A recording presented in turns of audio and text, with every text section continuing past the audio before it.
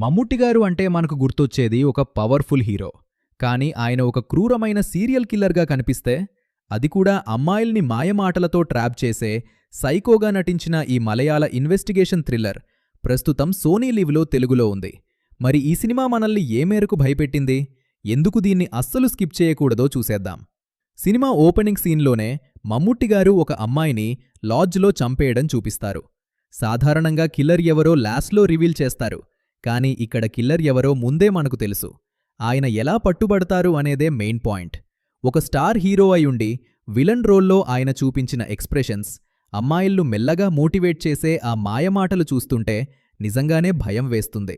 మరో సర్ప్రైజ్ ఏంటంటే, విలన్ రోల్స్కు పేరుగాంచిన వినాయకన్ గారు ఇందులో పోలీస్ ఆఫీసర్గా చాలా డీసెంట్గా చేశారు. ఈ సినిమా 2005 నుంచి 2011 వరకు కాలంలో జరుగుతుంది.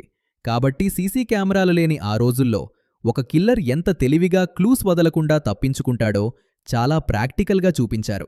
ఇక్కడ ఇన్వెస్టిగేషన్ సీన్స్ మీరు చాలా జాగ్రత్తగా గమనించాలి. కొన్ని విషయాలు మేకర్స్ ఇండైరెక్ట్గా మనకే వదిలేశారు. సినిమాటోగ్రఫీ మరియు కలర్ గ్రేడింగ్ సినిమా మూడ్కి తగ్గట్టు చాలా బాగున్నాయి. నెగిటివ్స్ విషయానికొస్తే మధ్యలో ఒక గంటసేపు ఇన్వెస్టిగేషన్ కొంచెం స్లోగా అనిపిస్తుంది. రెగ్యులర్ థ్రిల్లర్స్ లాంటి ఫాస్ట్ పేస్ ఆశించకండి. కానీ first 1 hour and last 30 minutes మాత్రం ఫుల్ ఆన్ ఎంగేజింగ్గా ఉంటాయి. క్లైమాక్స్ ట్విస్ట్ మాత్రం ఎవరూ ఊహించలేరు. ఫైనల్గా ఇదొక ఫ్రెష్ క్రైమ్ థ్రిల్లర్. మమ్ముట్టిగారి పర్ఫార్మెన్స్ కోసం, ఆ ఇన్వెస్టిగేషన్ ప్రాసెస్ కోసం ఖచ్చితంగా చూడొచ్చు. ఫ్యామిలీతో కలిసి హ్యాపీగా చూడగలిగే నీట్ థ్రిల్లర్ ఇది. మీకు ఇలాంటి క్రైమ్ థ్రిల్లర్స్ నచ్చితే కింద కామెంట్ చేయండి. మరిన్ని రివ్యూస్ కోసం ఇప్పుడే సబ్స్క్రైబ్ చేసుకోండి.